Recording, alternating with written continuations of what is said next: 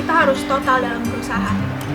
Misalnya saja kita mau mendapatkan nilai yang bagus, maka kita harus dengan total belajar dan membagi waktu.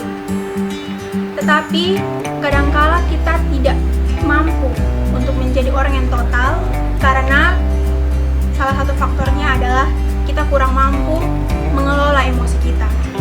Untuk itu sekarang saya akan berbagi 3 cara untuk bagaimana kita meningkatkan kapasitas emosional kita. Tips ini saya dapatkan dari buku No Limits karya John Maxwell. Oke, kita masuk pada tips yang pertama.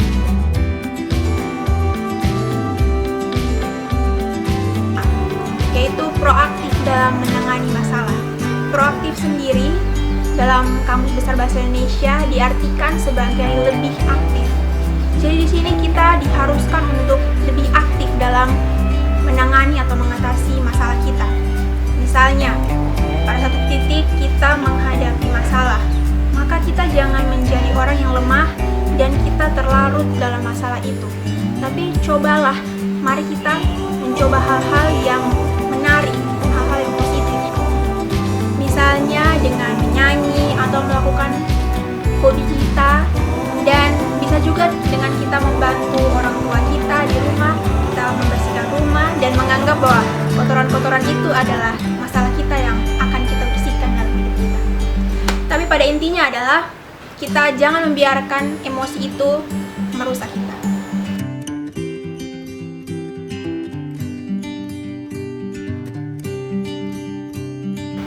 Oke, cara yang kedua, tidak membuang waktu untuk mengasihani diri.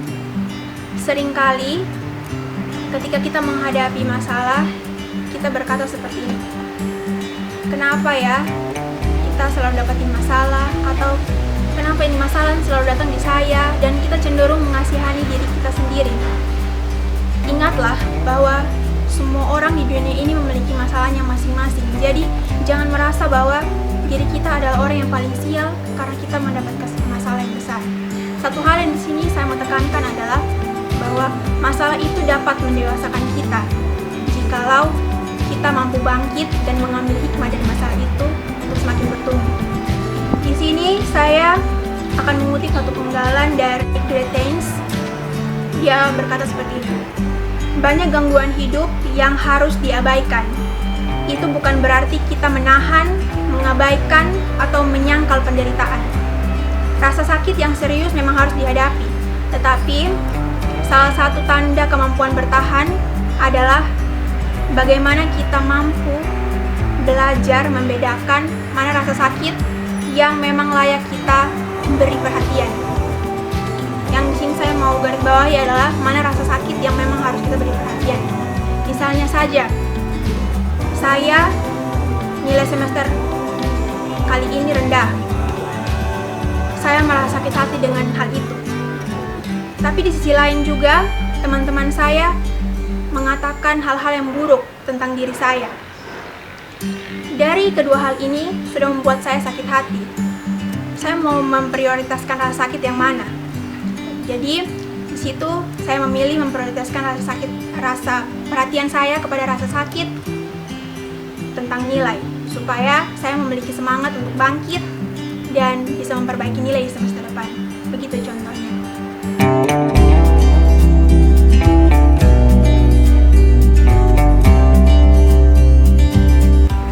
Tips yang ketiga, tidak terus membuat kesalahan yang sama.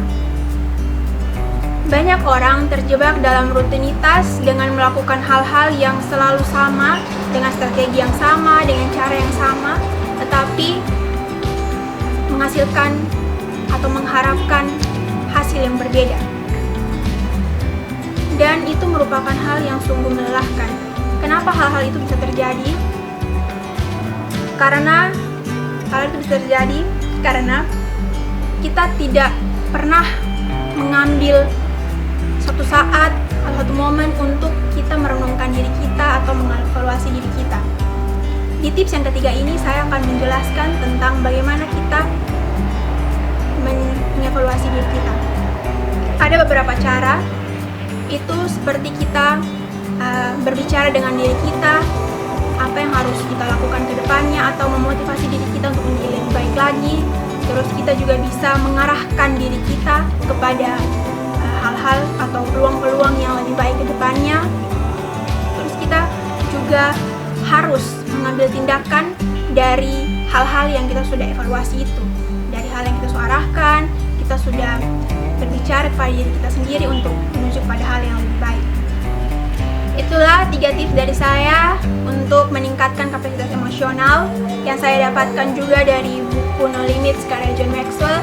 Semoga bisa bermanfaat bagi kita semua, dan sampai jumpa di video berikutnya.